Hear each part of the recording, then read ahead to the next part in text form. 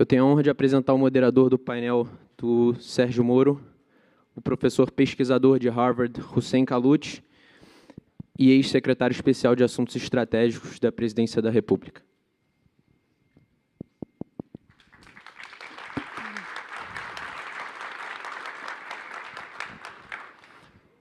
Boa tarde a todas e a todos, muito bem-vindos para a Brasil Conference, ano 2022, um ano muito importante para o nosso país, um ano muito significativo para o que pode ocorrer com o nosso futuro a partir do próximo ano.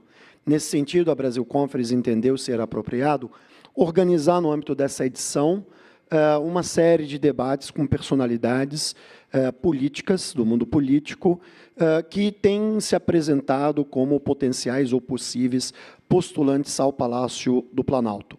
Nesse sentido, se deu o convite ao ex-ministro da Justiça, ministro Sérgio Moro, ex-juiz, ex-ministro de Estado da Justiça, como eu falei, e possível postulante a um cargo ou no Legislativo ou no Executivo. Ele poderá responder melhor no debate de hoje. E, para nos acompanhar nessa roda viva ou nessa sabatina, qualquer nome vocês queiram dar, os convidados, enfim, um painel praticamente todo feminino, tá? E um privilégio ter muitas mulheres em todas as sabatinas da Brasil Conference, com todas as frentes democráticas. Eu queria começar apresentando as debatedoras e o debatedor. Eliane Cantanhede, jornalista da Globo News, jornalista do jornal O Estado de São Paulo. O Estado de São Paulo, que é parceiro da Brasil Conference e na transmissão da conferência através do seu site. A Eliane está participando em inúmeros outros painéis. Queria apresentar a professora Gabriele Oliveira, professora da Escola de Educação de Harvard e antropóloga, que nos dá a honra de sua presença aqui. Queria apresentar a Isabela Reis. Isabela é aluna da Harvard Kennedy School, e nós fizemos questão de inserir em todas as sabatinas alunos da universidade para também interagirem com os nossos convidados. E, por último, o Dr. Augusto Botelho, advogado criminalista e também consultor da Human Rights Watch, entre outras atividades como professor, como pesquisador e como ativista em diversas frentes do campo do direito. Bom, ministro Sérgio Moro, seja muito bem-vindo. Eu queria, antes de lhe franquear a palavra, informar que toda e qualquer sabatina será efetuada com o máximo de equilíbrio, o máximo de moderação, e exigimos que todos os participantes na plateia e quem está aqui no palco que respeitem o decoro em conformidade, o decoro estabelecido pela conferência em conformidade com as regras das universidades que apoiam essa conferência, de modo que ataques de caráter pessoal não serão aceitos e muito menos tolerados aqui. Podemos divergir democraticamente, podemos apresentar pontos de vista dissonantes, mas não podemos ofender e nem atacar a honra das pessoas. Tá bom? Bom, começamos? Eu queria primeiro passar a palavra para Isabela. Deixa eu explicar o contorno. A ideia é que o convidado não faça uma apresentação, mas responda às perguntas de todos que estão aqui no palco. Queria começar com a Isabela. A Isabela é a nossa aluna, então eu queria privilegiar o corpo de discentes da universidade, um corpo de discentes que tem trabalhado de forma hercúlea para colocar essa conferência em pé. Isabela, você tem o privilégio de fazer a primeira pergunta. Vai lá. Oi. Tá ligado aqui? Estão funcionando. Ministro, primeiro, muito obrigada. É um prazer estar aqui. Obrigada pela sua presença. É um prazer estar representando a comunidade de alunos brasileiros aqui de Harvard, MIT e todas as universidades de Boston. Eu queria começar lhe endereçando uma pergunta que eu acredito que o senhor já tenha se confrontado com, se não no âmbito público, talvez no âmbito privado, da sua própria consciência, Sempre foi público que o presidente Bolsonaro é defensor da ditadura militar, faz apologias públicas à violência, inclusive uma exaltação pública a um torturador. E, além disso, ele teve uma carreira parlamentar, no geral, pouco relevante. Sabendo de tudo isso previamente, a minha pergunta é por que o senhor tomou essa decisão de se juntar a esse projeto de governo lá em 2019?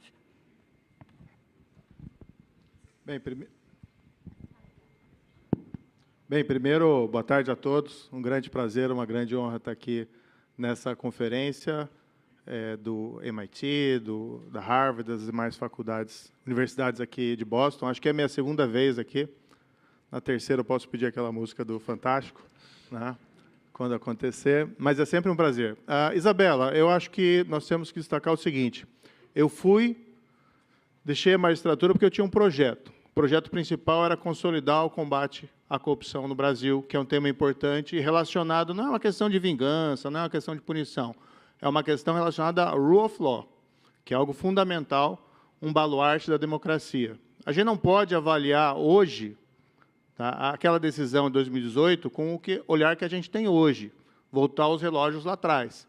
Sim, era um personagem controvertido, mas em 2018 havia muita expectativa de que ele delegaria boa parte das funções do governo dele para aquilo que é dito dos superministros, para mim e para o Paulo Guedes. Agora, o ponto fundamental aqui, que a gente tem que colocar em perspectiva, é que eu deixei o governo.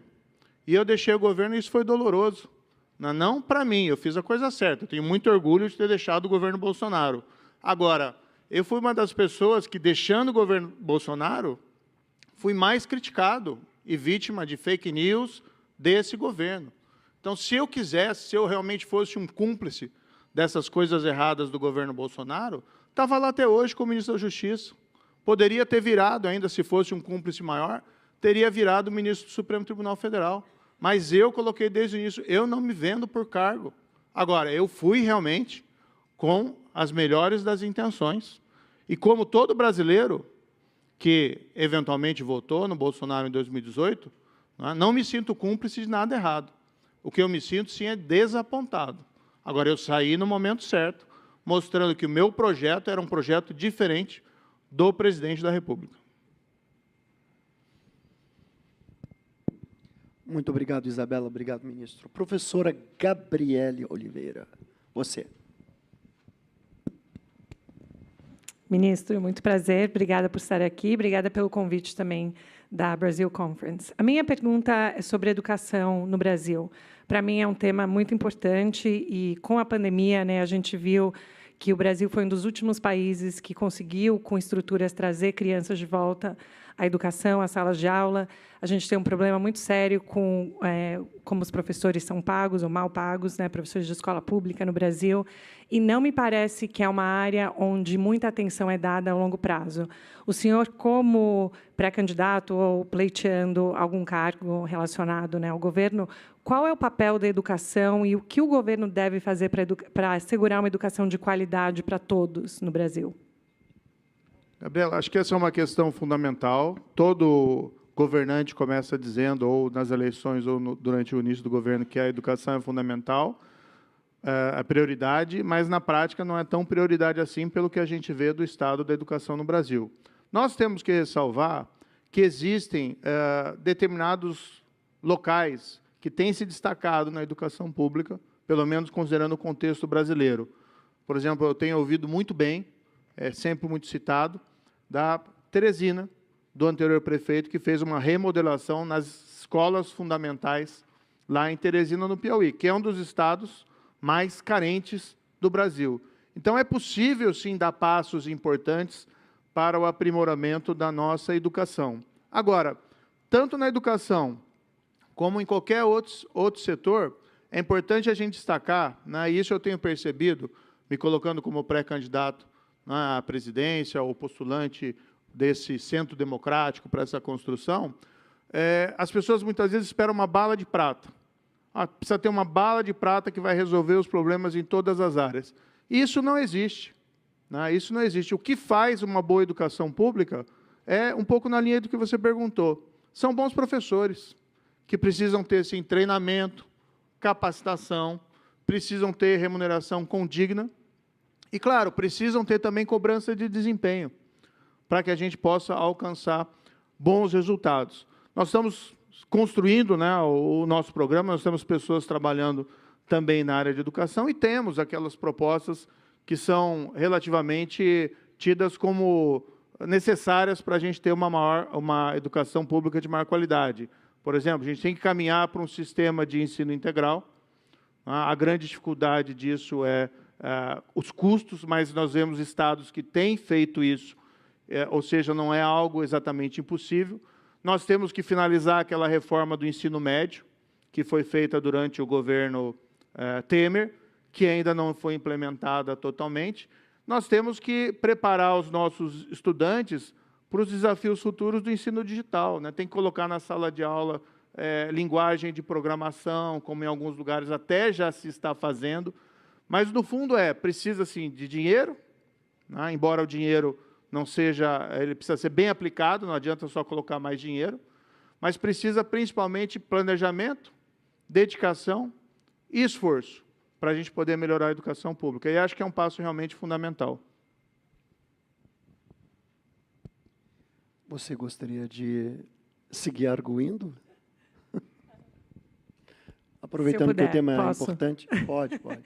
Porque um outro pedaço para mim dessa pergunta que é importante é a questão da primeira infância, né? A gente sabe que, isso eu estou citando o índice de necessidade de creche no Brasil, que tem mais ou menos 5 milhões de crianças que estão fora da creche, necessitando creche. Então, como que a gente pode resolver um problema onde pais e mães cuidadores precisam sair para trabalhar, e se a gente quer que a economia, né, melhore, as pessoas precisam ter condição digna de poder sair para trabalhar, mas o investimento na primeira infância em creches de qualidade que cheguem aos mais vulneráveis ainda é muito raro. Então, como também direcionar os esforços à primeira infância no Brasil?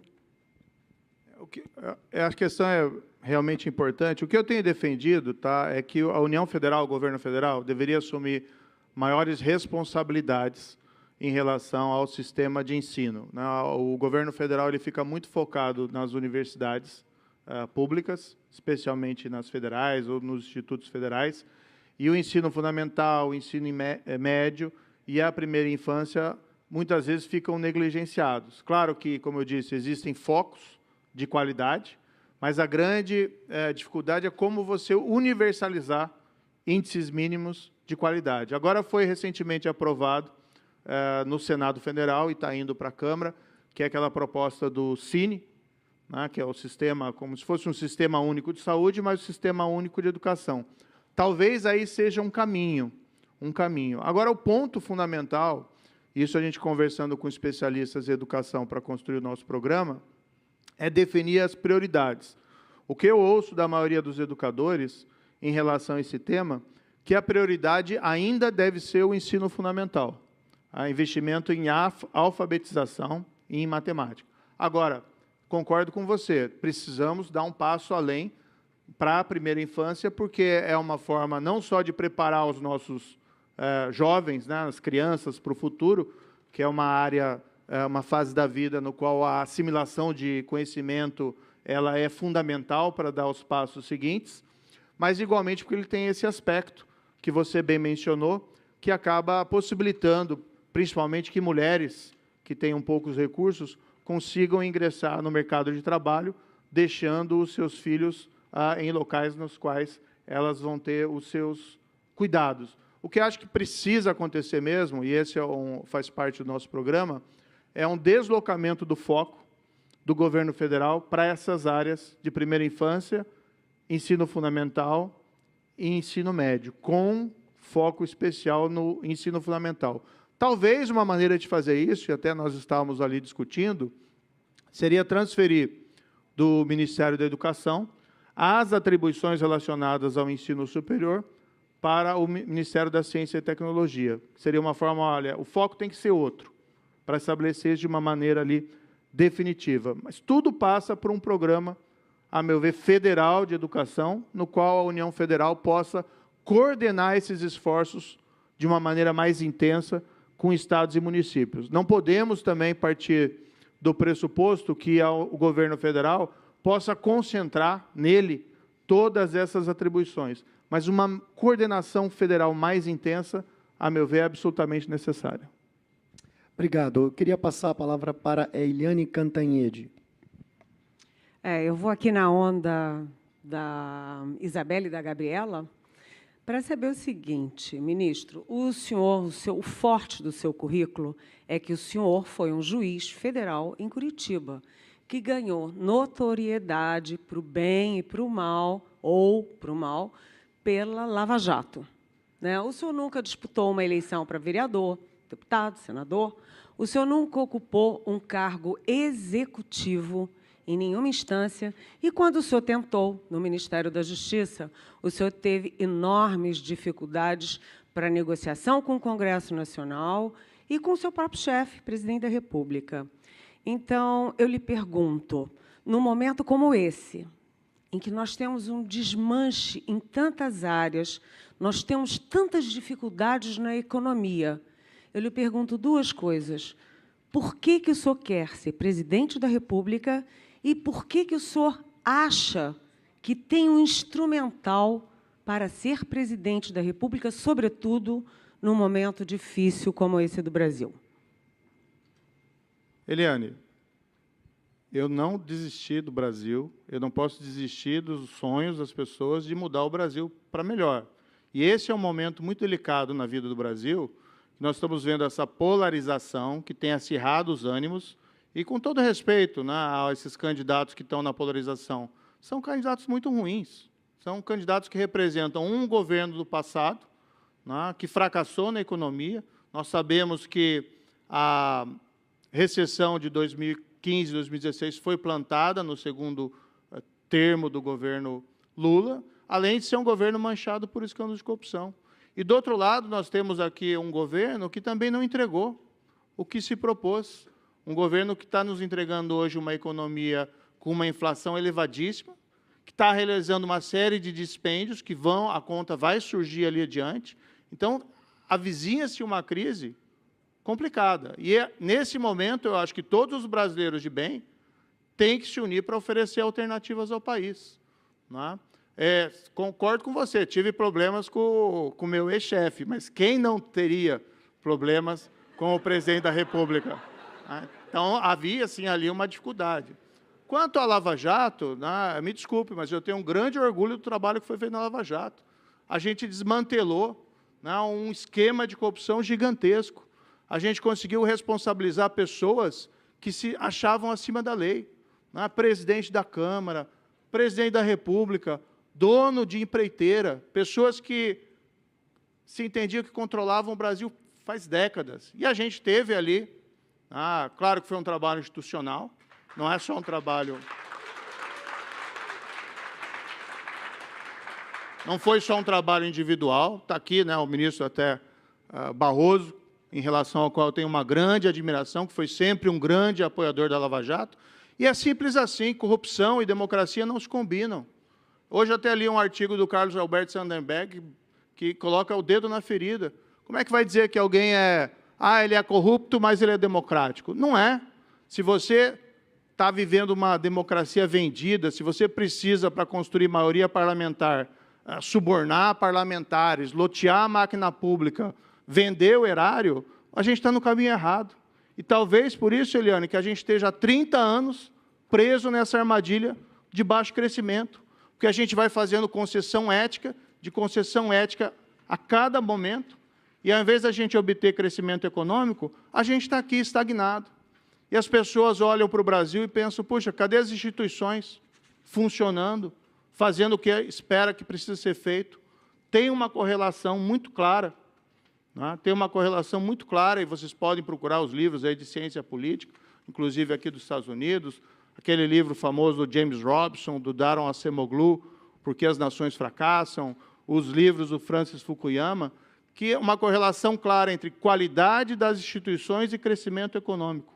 Porque crescimento econômico precisa de previsibilidade, precisa de segurança jurídica e precisa de respeito às regras do jogo.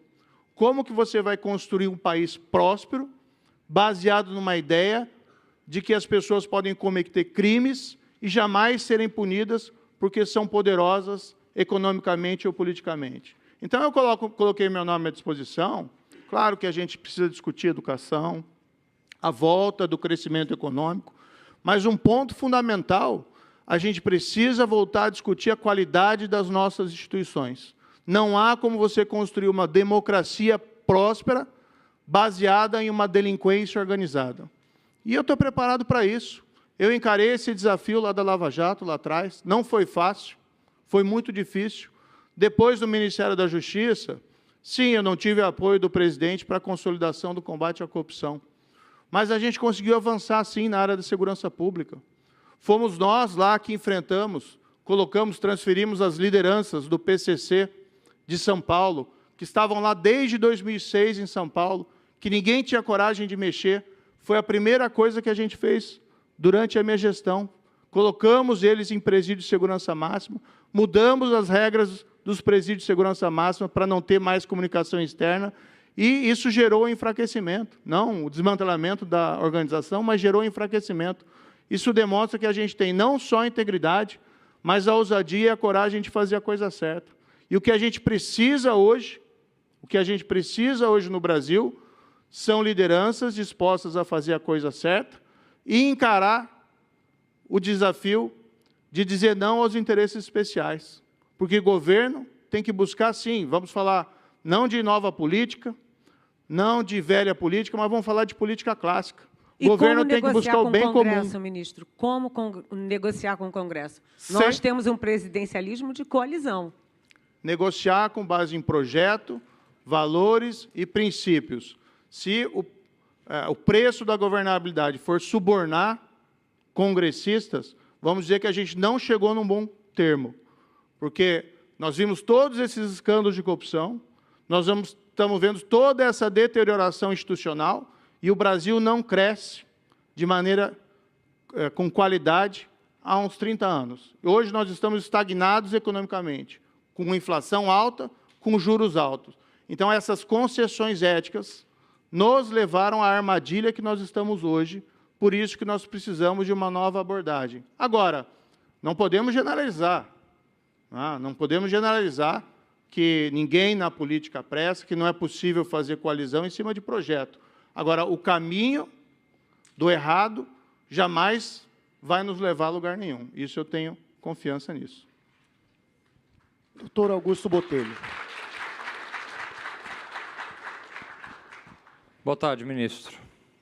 Aproveitando que o senhor mencionou aqui que nós devemos respeitar as regras do jogo, eu gostaria de tratar de um episódio que ficou conhecido como Vaza Jato. Em diversas oportunidades, o senhor não comentou o teor dos diálogos, dizendo que não poderia confirmar a autenticidade, já que havia apagado as mensagens do seu telefone celular. Em 10 de novembro de 2016, o senhor decretou a prisão preventiva de um réu da Lava Jato, sob o argumento de que ele havia apagado mensagens do seu celular.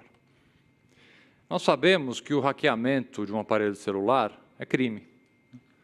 As mensagens obtidas do celular do procurador Deltan constituem prova ilícita, aquilo que a doutrina e jurisprudência do nosso país entendem como prova ilícita, portanto, jamais podem ser usadas para investigar e acusar alguém. Por outro lado, no pacote que ficou conhecido como 10 medidas anticorrupção, idealizados por Deltan Dallagnol, pela Força Tarefa de Curitiba, apoiados publicamente pelo senhor, havia uma medida de número 7, que flexibilizava essa vedação legal, permitindo, inclusive, que a prova ilícita pudesse ser usada para acusar e para investigar alguém.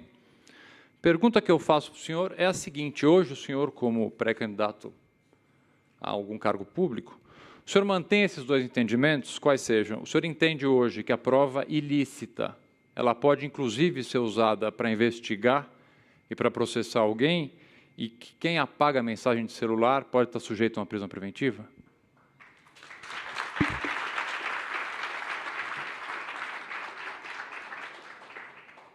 Augusto, aí a gente está entrando num campo de discussão mais jurídica, que não é exatamente o foco aqui. O que eu posso te dizer é o seguinte: nada nessas mensagens que foram divulgadas revela que houve algum inocente incriminado indevidamente na Operação Lava Jato. Nenhuma dessas mensagens revela que alguém teve prova ocultada da sua inocência. Nenhuma dessas mensagens revelam qualquer espécie de conluio ilícito entre juiz, procurador ou advogados. E você que conhece a tradição jurídica brasileira, você sabe que juízes, procuradores e advogados conversam. Conversam nos gabinetes, conversam no judiciário, conversam de diferentes formas.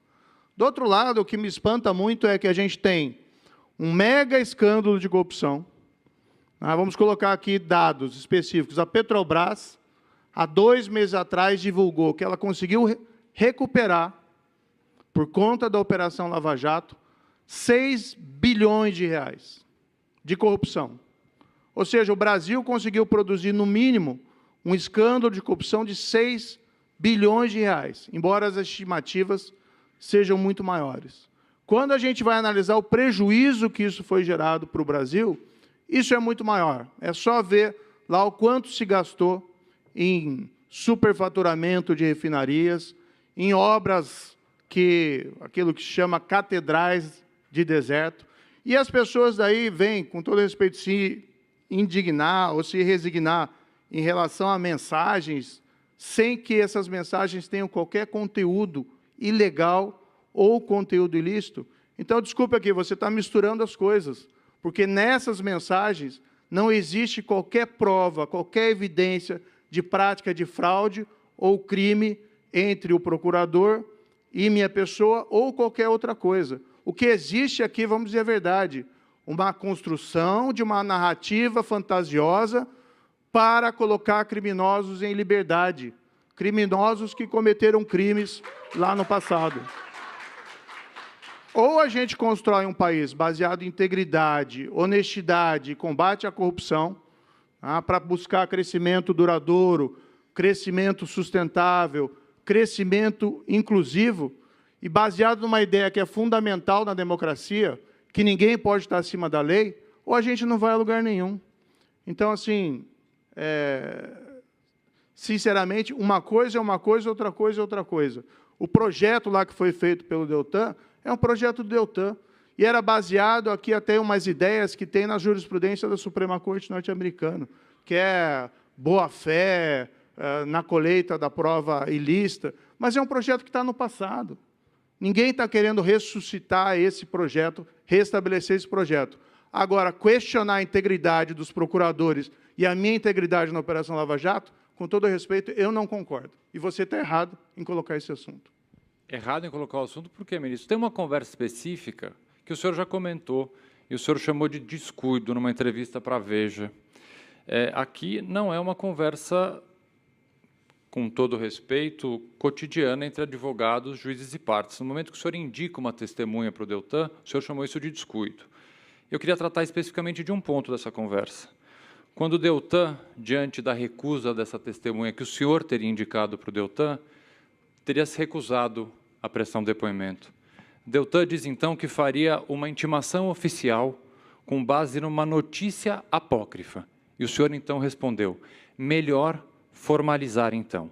Para que não fique muito jurídico, eu vou explicar. O senhor indicou uma testemunha para o Deltan, Deltan vai atrás dessa testemunha, essa testemunha se recusa a prestar um depoimento. Deltan, então, diz, eu vou forjar uma denúncia anônima, porque, na verdade, a fonte era o senhor, e aí, então, essa testemunha vai prestar um depoimento. O senhor responde, melhor formalizar, então. Isso aqui, ministro, o senhor, aqui bastante experiente, vários anos como juiz criminal, eu como advogado criminal, é uma falsidade ideológica. O senhor não só não repreendeu o procurador, como concordou, o que faz com imenso respeito o senhor, quase que um coautor do crime de falsidade ideológica. O senhor acha essa conversa normal? Augusto,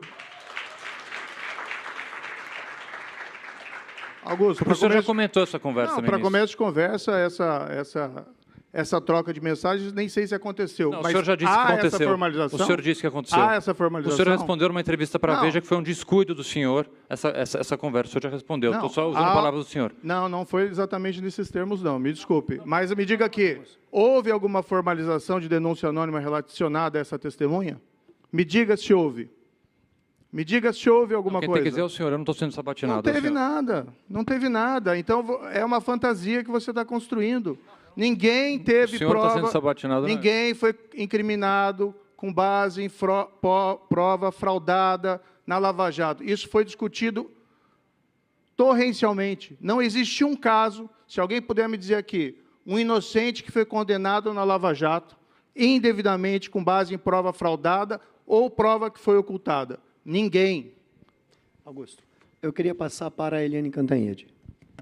Bem, se a gente for discutir Lava Jato, eu acho que a gente vai ficar dias aqui discutindo a Lava Jato. Agora, nesse processo todo, ministro, que foram devolvidos tantos bilhões de reais, houve essa cambalhota em que mocinhos e bandidos ficaram se alternando. Eu não acho que o mundo é feito de mocinhos e bandidos, mas como caricatura para discutir, os bandidos viraram mocinhos, os mocinhos viraram bandidos, e o Supremo Tribunal Federal é uma parte fundamental nisso. Já que o senhor falou da crise das instituições, que o senhor falou aí das dificuldades institucionais do Brasil, como o senhor vê, o senhor como ex-juiz, ex-ministro e agora pré-candidato à presidência, como o senhor vê a atuação do Supremo Tribunal Federal brasileiro? E o ministro Barroso está ali ouvindo.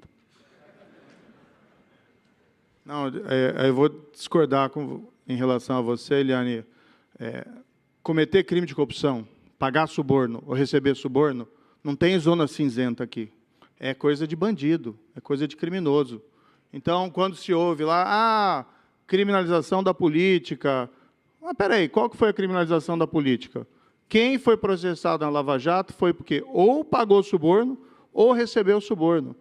Podemos não ter esse maniqueísmo, dizer o mundo é dividido em mocinhos e bandidos, mas cometer crime de corrupção é crime, desculpe aqui a redundância. Não é só no Brasil, é no mundo inteiro. Não existe, se a gente for partir de um pressuposto que a gente pode construir uma democracia baseada numa ideia rouba, mas faz, rouba, mas é democrático, a gente não vai a lugar nenhum, como a gente não tem ido, né, durante todo esse tempo. Sobre o Supremo Tribunal Federal, eu tenho grande respeito pela instituição. Tá? Eu não vou ser aquele que vai ficar defendendo ofender ministro, não sou aquele que vai defender invadir prédio do Supremo Tribunal Federal. Eu sou uma pessoa institucional.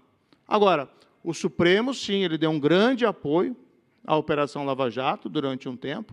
Infelizmente, né, nos últimos anos, tem proferido decisões que têm sido lamentáveis, infelizes, com o voto vencido, inclusive, do ministro Barroso, né, com o voto vencido, vigoroso, de uma minoria dentro do Supremo.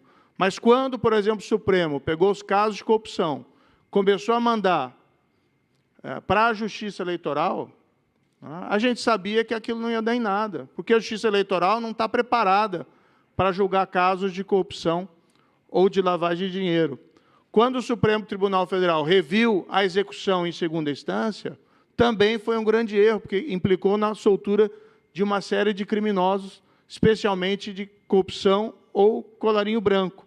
E a gente sabe que o sistema é de baixa efetividade nesses casos. Agora, ao invés da gente ficar se lamentando ou criticando o Supremo, o que eu tenho defendido é que a gente precisa, além das reformas necessárias para fazer o Brasil voltar a crescer, a gente precisa ter um pacote ético. E o que eu tenho defendido, vamos fazer uma apresentação de um pacote ético que passa pelo fim da reeleição para presidente da República. Tá? Tem uma correlação entre a integridade e o problema da reeleição. O fim do foro privilegiado para todo mundo. É um absurdo que no Brasil, até hoje, nós temos um foro privilegiado para autoridades que são tratadas como se fossem superiores ao cidadão comum. A volta da execução em segunda instância, e a gente precisa discutir seriamente também, né, a autonomia para determinados órgãos de controle, como é o caso, por exemplo, da Polícia Federal. Vamos propor aí um mandato fixo de, sei lá, 3 ou 4 anos para o diretor da Polícia Federal. A gente viu como isso foi importante no caso da Anvisa, o diretor ter essa autonomia, certo? Como isso é importante agora. Nós estamos no 3º ou 4º diretor da Polícia Federal nessa administração, e sempre ele é substituído sem que nós possamos entender a causa que levou a essas substituições. 5? Bem, a gente vai perdendo a conta até passando substituição por substituição. Mas, ao invés da gente ficar apontando o dedo e criticando, embora a crítica é saudável para as instituições democráticas, vamos propor reformas, vamos mexer. E eu, na verdade, sou o único nessa corrida que tenho defendido isso, né? Vamos perguntar para os outros lá, pré-candidatos, o que eles acham do foro privilegiado, o que eles acham da execução em segunda instância, o que eles acham de autonomia para a Polícia Federal. Eu acho que são pontos fundamentais que nós precisamos tratar durante esse ano 2022. Ministro, eu queria, se me permite, fazer uma pergunta, quer dizer, aproveitando o gancho que eu acho que é importante. A Eliane fez uma pergunta anterior a respeito, na possibilidade de o senhor postular um cargo à presidência da República, o senhor precisa ter uma governabilidade, o senhor precisa tracionar uma discussão com múltiplos partidos e várias instituições.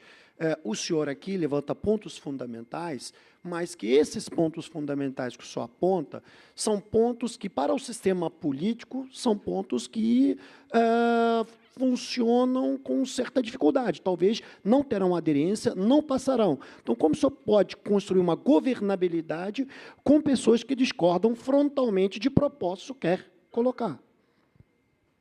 Veja, a democracia pressupõe o diálogo, né? Política é a arte do diálogo. Então, na verdade, a própria período 2022 é um período que você coloca esses projetos, coloca essas ideias e abre para o debate e busca as adesões necessárias. Eu acho que um presidente recém-eleito ele tem uma grande força política.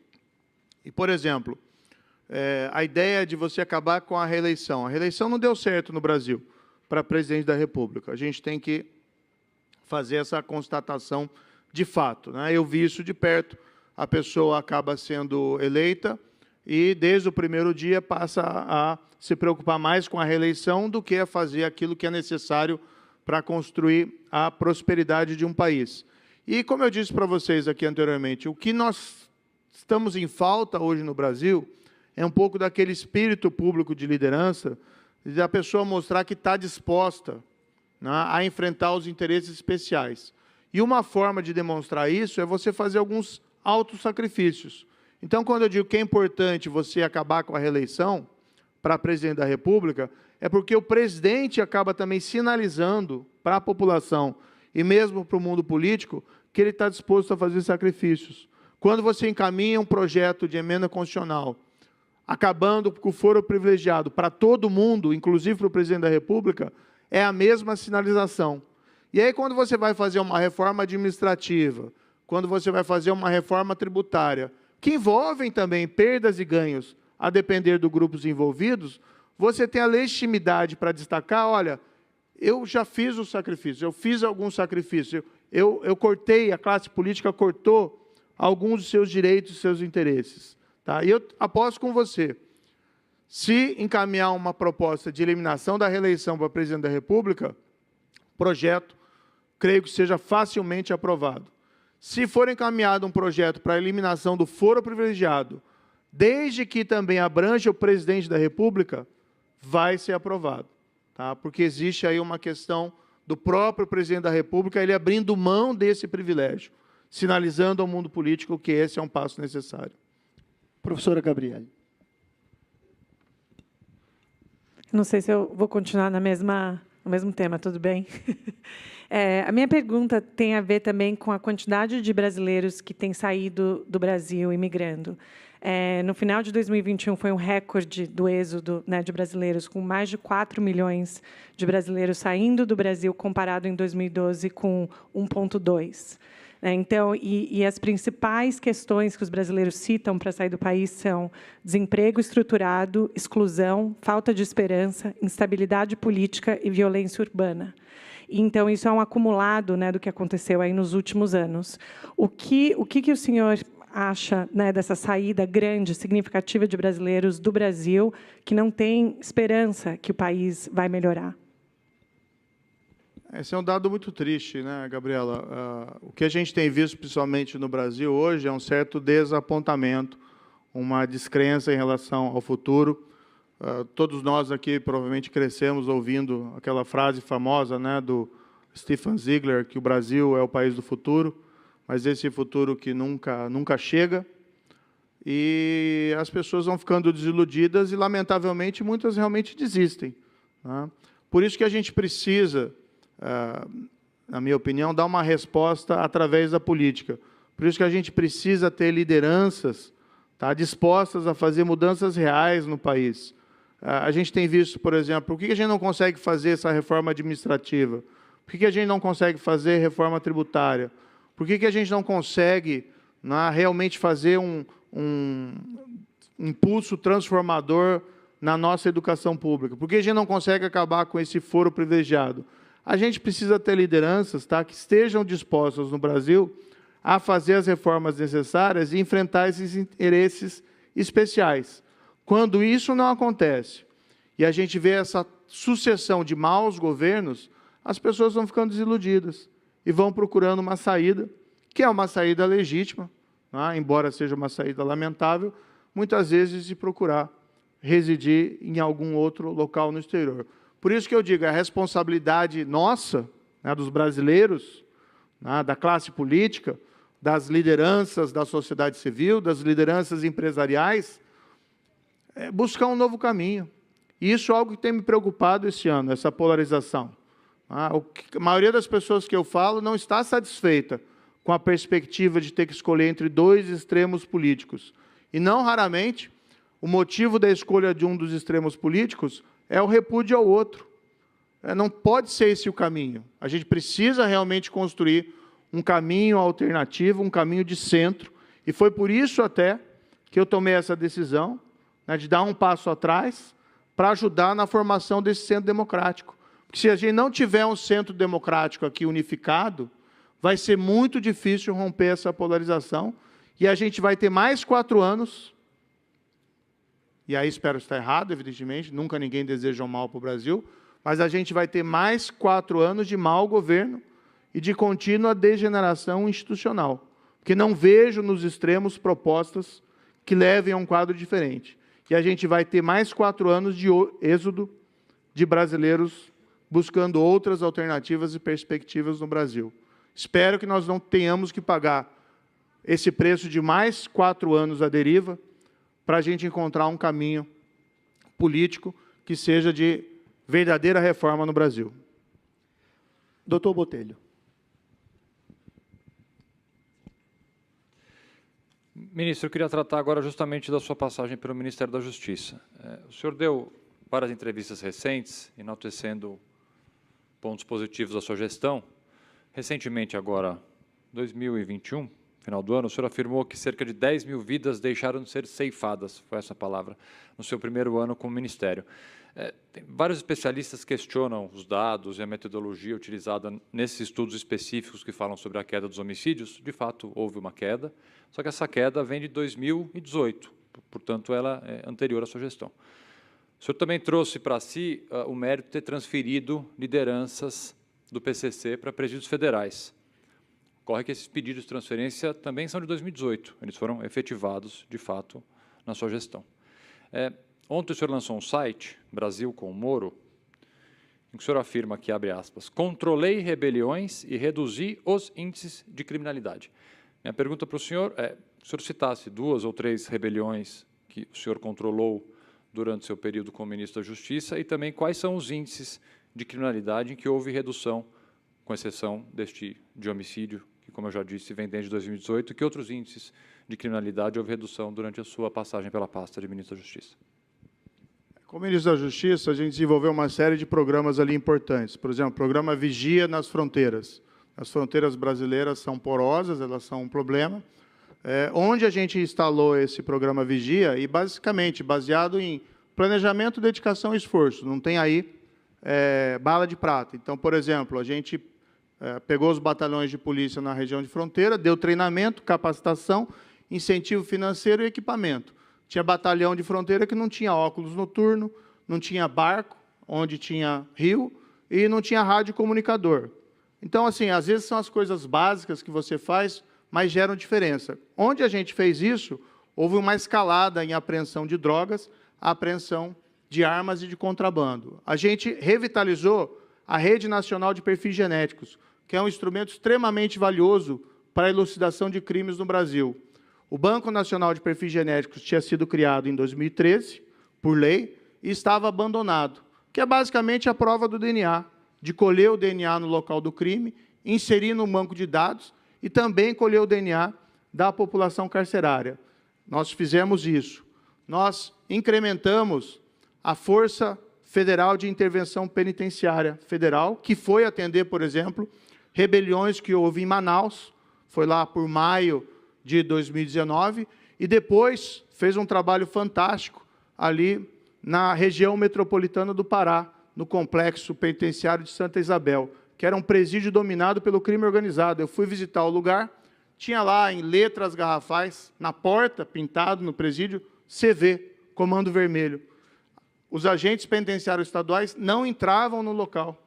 E nós mandamos a nossa força de intervenção, formada por policiais penitenciários federais e policiais penitenciários estaduais cedidos, e eles simplesmente remodelaram. Isso levou, naquele mesmo período, a uma queda expressiva, tá, dos indicadores criminais da região metropolitana do Pará, que é uma das regiões mais violentas do país. Mas, falando de uma outra rebelião importante, vamos destacar o que aconteceu no Ceará. Em janeiro de 2019, houve uma movimentação, né, um ataque de natureza terrorista por organizações criminosas lá do Ceará, Guardiões do Estado e, igualmente, Comando Vermelho. Isso durou cerca de 30 dias. Nós, desde o primeiro dia, provocados pelo governador Camilo Santana, enviamos a Força Nacional de Segurança Pública, enviamos a Força de Intervenção Federal Penitenciária, retiramos os lideranças do crime organizado daquele local e colocamos em presídios federais, e em 30 dias aquela crise foi controlada. Houve, em decorrência, em parte dessa intervenção, uma queda abrupta dos indicadores criminais lá no estado do Ceará por conta dessa nossa intervenção. Os dados aqui eu não estou inventando. 2019 é o ano que nós temos, historicamente, a maior queda percentual de homicídios em relação ao ano anterior. Sim, em 2018 houve uma queda de cerca de 13%, em 2019 houve uma queda de 22%. São dados do IPEA. Menos 10 mil brasileiros morreram assassinados em 2019, em comparação com 2018. E as ações que o Ministério da Justiça tomou, claro que definir qual que é a causa da queda do crime é algo relativamente complexo, mas eu tenho certeza que os programas que nós adotamos fizeram diferença. E, às vezes, existe uma questão no combate ao crime que são atos simbólicos. E essa transferência das lideranças do PCC, a meu ver, foi algo fundamental. Vamos voltar aos relógios lá, 2006. Em 2006, a maior organização criminosa do país, não era tão conhecida, o PCC, cometeu atentados terroristas lá em São Paulo. Paralisou a cidade, porque eles não queriam ser transferidos para presídios federais de segurança máxima. Cometeram aqueles atos. Não foram transferidos. Aquilo, para muita gente, soou como uma espécie de acordo. Se houve acordo ou não, o fato é que eles não foram transferidos. A organização criminosa, que tinha a sua atividade focada em São Paulo, acabou se transformando em uma organização nacional. Por quê? Quando você atende esse tipo de demanda, não ser transferido após esses ataques, você manda um recado errado para o mundo da criminalidade. Você manda um recado que o Estado não tem coragem de lidar com o crime organizado. Bem, a primeira coisa que nós fizemos, quando assumi o cargo de Ministério da Justiça, foi realizar a transferência junto com o novo governo de São Paulo. Parece algo trivial, muitas vezes, mas vamos dizer, desde 2006, ninguém tinha tido coragem de fazer isso, e nós fizemos. E não era simplesmente pegar e transferir. Aquilo foi uma operação de guerra, que envolveu Forças Armadas, as forças policiais do Estado de São Paulo, para a gente fazer a transferência. E a gente mudou as regras. No dia que eles pisaram nos presídios federais, nós mudamos as regras de visitação. Visita agora só no parlatório e tudo gravado, para que a gente evitasse o encaminhamento de salves gerais que pudessem atentar contra a população. Além de nós realizarmos uma série de operações, que chamou ABAFA, em presídios que eram controlados pelo crime organizado, para que a gente não tivesse uma reação contra a população civil. Diziam que era impossível fazer essa transferência, que eles iam fazer o país virar de pernas para o ar. Nós fizemos, e fazendo isso, nós mandamos um recado poderoso ali para o mundo do crime, de que havia uma nova ordem em vigor, de lei e ordem. Claro, não aqui, combate ao crime não é bang-bang, mas precisa, sim, ter aplicação da lei firme contra o crime organizado. De fato, o pedido para transferência deles, dos presídios estaduais para presídios federais, foi em 2018, ainda no primeiro semestre. Mas os governos anteriores não fizeram e não fariam essa transferência. Eu cheguei a conversar, inclusive, com o então governador do Estado, para fazer essa transferência, e ele simplesmente não queria. Assim como não queriam, não havia ali a vontade necessária para se fazer no âmbito também federal. Então, nós fizemos. Tá? Aqui o mérito eu compartilho com o governador João Dória, que aceitou também, desde o primeiro momento, fazer essa transferência. Resolve o problema do crime organizado? Não.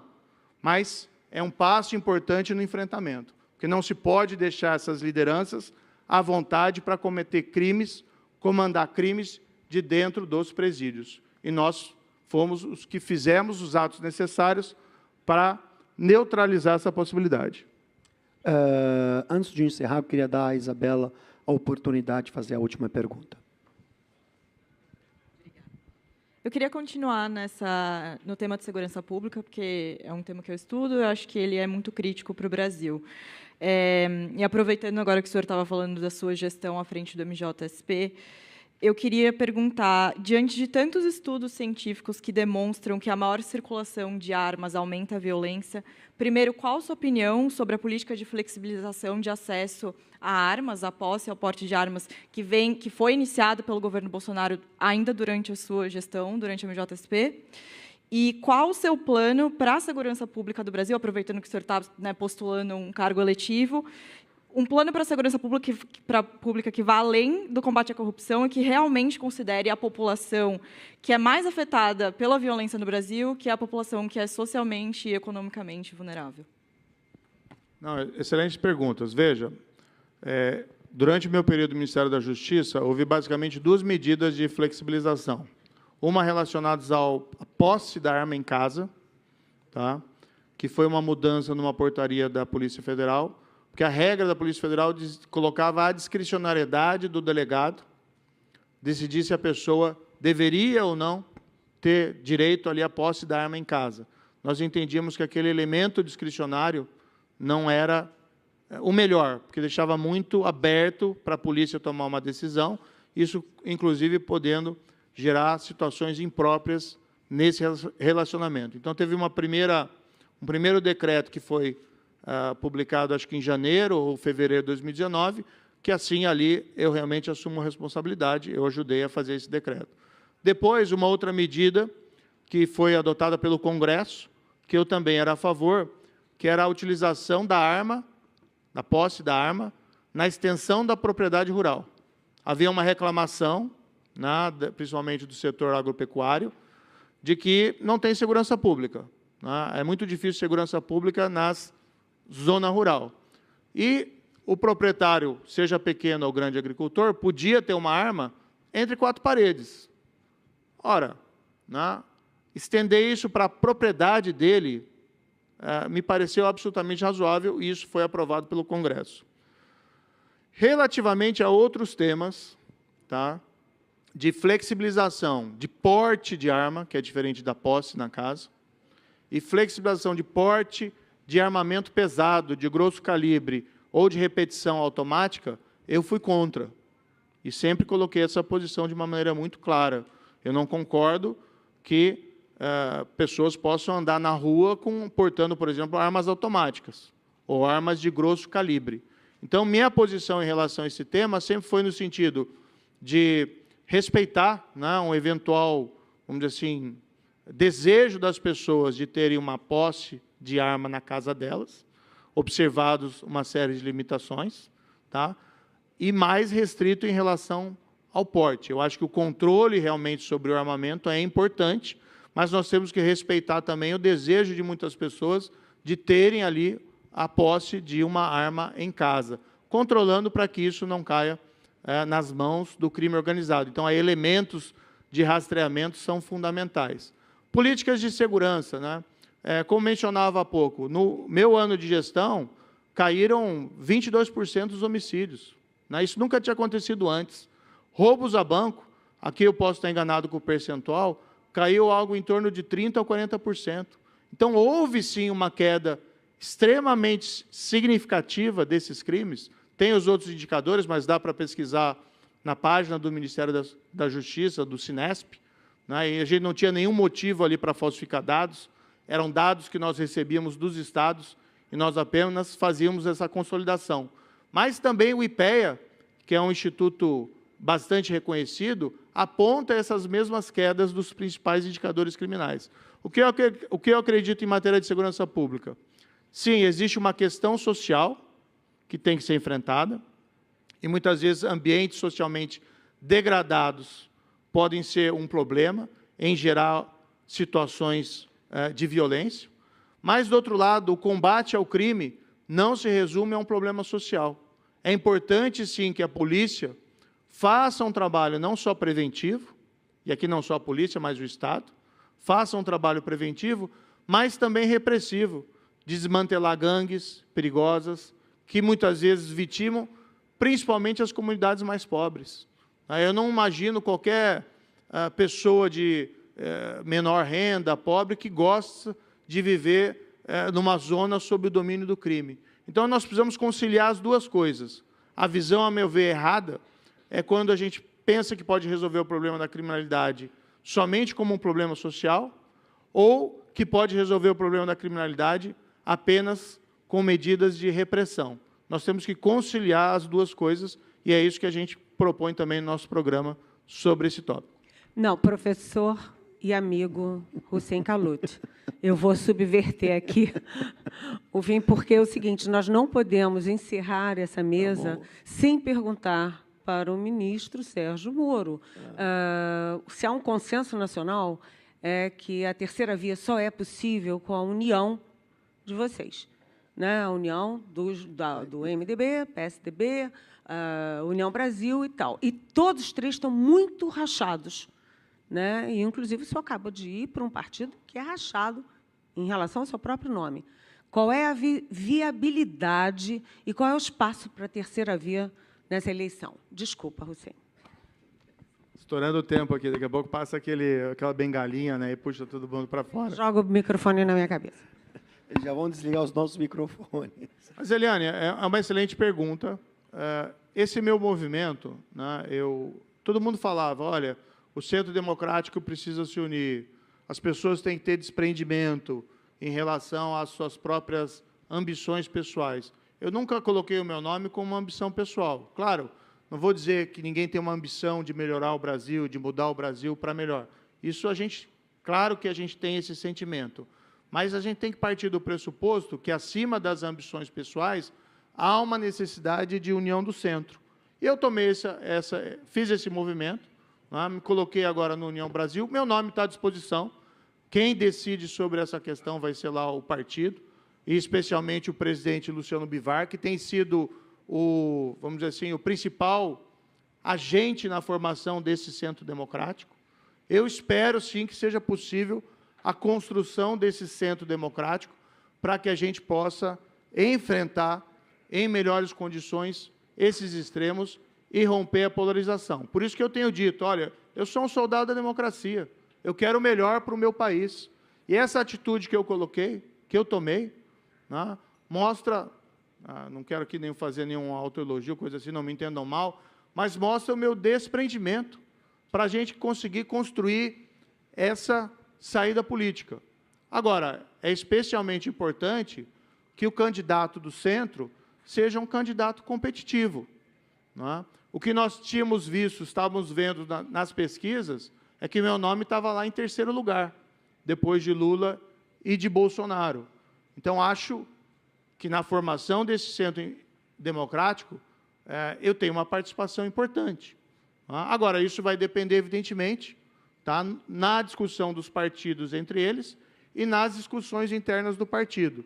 Tá? No meu caso em especial, quem está discutindo essa questão é o presidente do União Brasil, Luciano Bivar. Agora, é importante, tá, não é só o mundo político, é importante que a sociedade civil e o setor privado brasileiro se posicionem, tá, e digam o que esperam para o futuro do país. Há realmente um desejo de se ter uma via democrática contra esses dois extremos? Se há isso, as pessoas precisam se erguer e se manifestar. Porque o que eu mais ouvi durante esses meses, né, falava aqui até brincando, muitas vezes era: precisamos de uma terceira via, e tapinhas nas costas.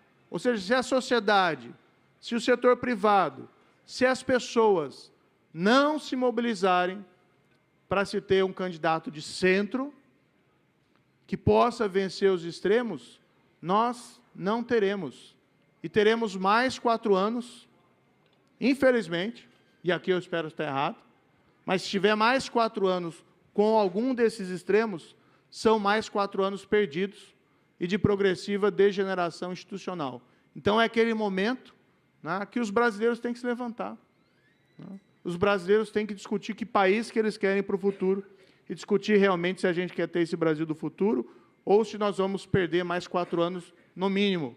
Né? Porque a minha preocupação é que esses 4 anos possam ser um período ainda maior.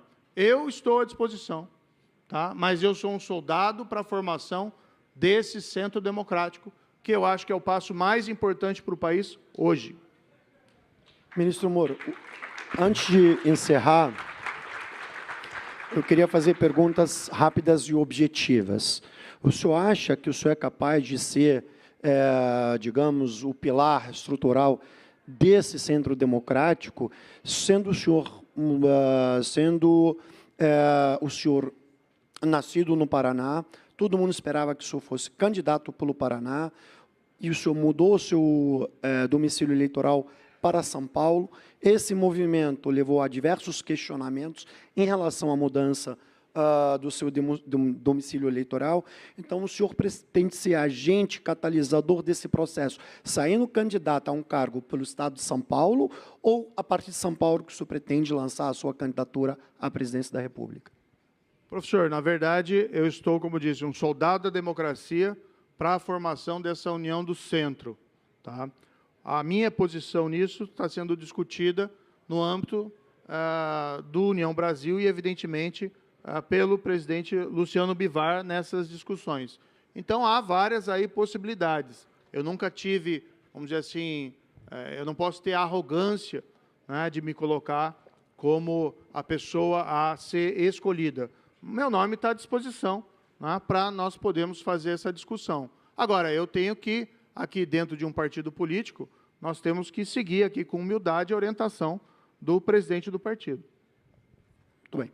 Bom, nosso painel chegou ao fim. Eu quero agradecer a paciência de todos vocês, agradecer à Brasil Conference por ter nos concedido uns 3 ou 4 minutos a mais para a gente concluir essa pergunta da Eliane. E eu queria, se me permitirem, fazer um esclarecimento, talvez, eu como moderador, para não parecer que eu estou tomando partido dos lados nessa contenda, mas como cientista político, eu gostaria de dizer que, quando a gente fala de extremismo e colocar 2 forças políticas como extremadas, talvez isso não reflita a realidade do terreno. Eu acho que sim, o presidente Bolsonaro mostrou-se ser um político extremista, mostrou-se ser um político radicalizado, ele procura fazer isso constantemente no exercício da função pública, na condição de presidente da República, né?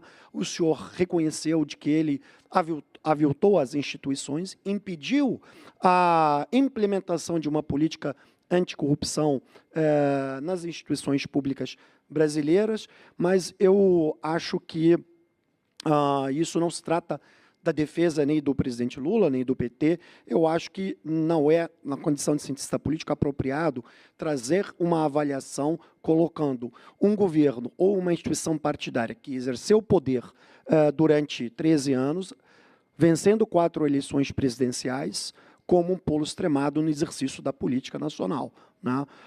Eu acho que, sim, pode haver críticas às políticas públicas, é importante, mas rotular de extremismo é um pouco perigoso, e é importante que isso seja dito. O PT, quando foi empichado, reconheceu o resultado jurídico do processo de impeachment. Houve uma transição pacífica do poder, não houve movimentações contra esse processo. O presidente Lula, quando a sua prisão foi determinada pelo senhor, ele cumpriu a decisão judicial, ele não desafiou a decisão judicial, então isso reflete um pouco também ao espírito democrático, ainda que haja discordância sobre a sua política pública ou a sua conduta, então é importante reconhecer isso. Eu acho que colocar Bolsonaro e Lula na mesma equivalência me parece uma grande distorção histórica, ainda que pode-se criticar o ex-presidente da República e todos os outros ex-presidentes, quem quer que esteja no poder. Não há uma simetria possível equivalente entre os dois lados no exercício do cargo público, no exercício da função pública e no respeito às instituições de Estado. Com isso, eu encerro o painel. Muito obrigado.